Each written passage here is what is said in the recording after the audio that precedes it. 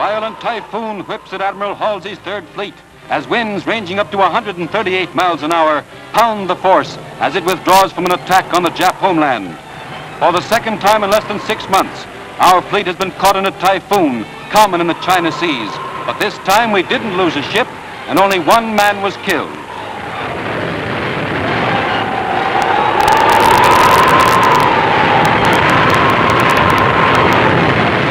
Navy pictures show that these storms proved to be an ally of the Japs, for 21 ships were damaged before they fought their way out of the storm center.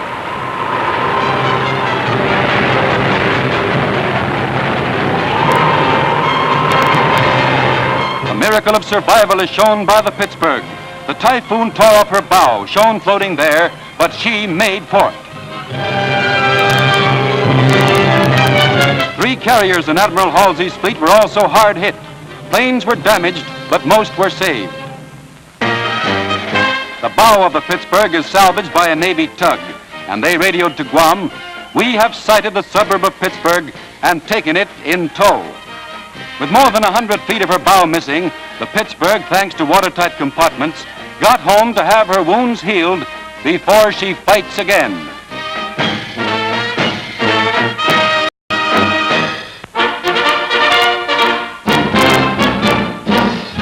In a single day, over 31,000 returning Yanks enter New York Harbor.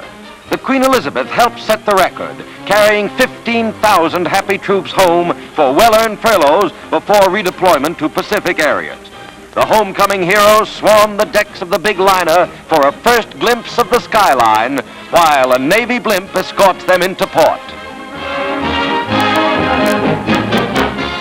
For these boys, it's a real homecoming, since most of them are from New York and New Jersey. All of them wear the orange and blue shoulder patch of the famous 44th Division, which drove through the Vosges and the Saar into Austria. And what a reception! Marlene Dietrich, a daughter of the 71st Regiment, gives them a shapely salute.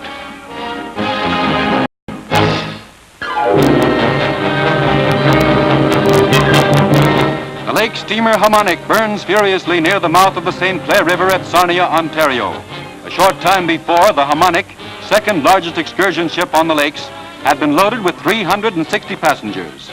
All miraculously were saved by the heroic efforts of rivermen and Coast Guardsmen who sped to the rescue from the American side of the lake.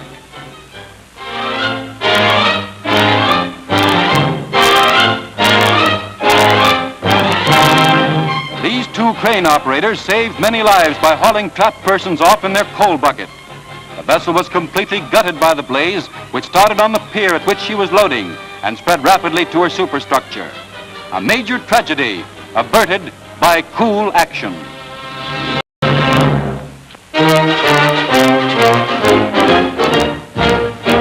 A new giant joins the Navy's Sky Fleet, the 72-ton Mars flying boat. First of a series of 20 to be named for Pacific Islands, is christened by Mrs. DeWitt Clinton Ramsey, wife of Rear Admiral Ramsey, former Naval Aeronautics Chief.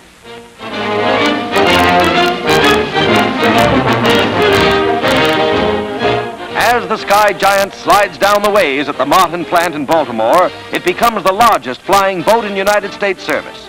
It has a 200-foot wingspan and is 120 feet long. Powered with 4 motors totaling more than 8,000 horsepower, the big boat has a speed in excess of 200 miles an hour and can carry payloads of 30,000 pounds or more. Our Navy adds giant wings to the growing cloud over Japan.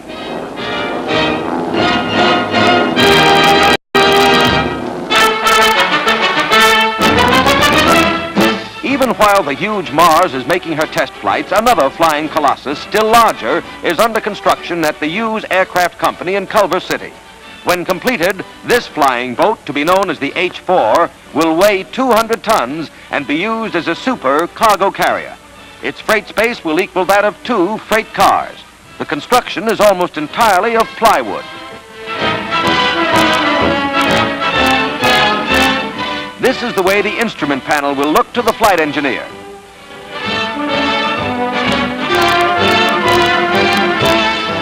This wing is 320 feet long. American aviation is truly on the march.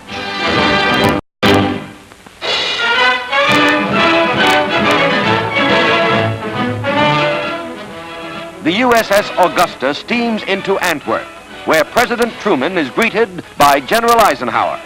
With victory accomplished, the President is on his way to the Big Three meeting at Potsdam with Secretary of State Burns and other aides to work for peace and world prosperity.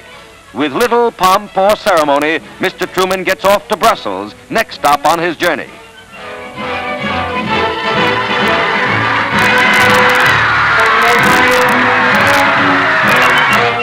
Following a flight to Germany, the presidential party rolls along the Autobahn to Berlin, while the Commander-in-Chief reviews the might of the 2nd Armored Division.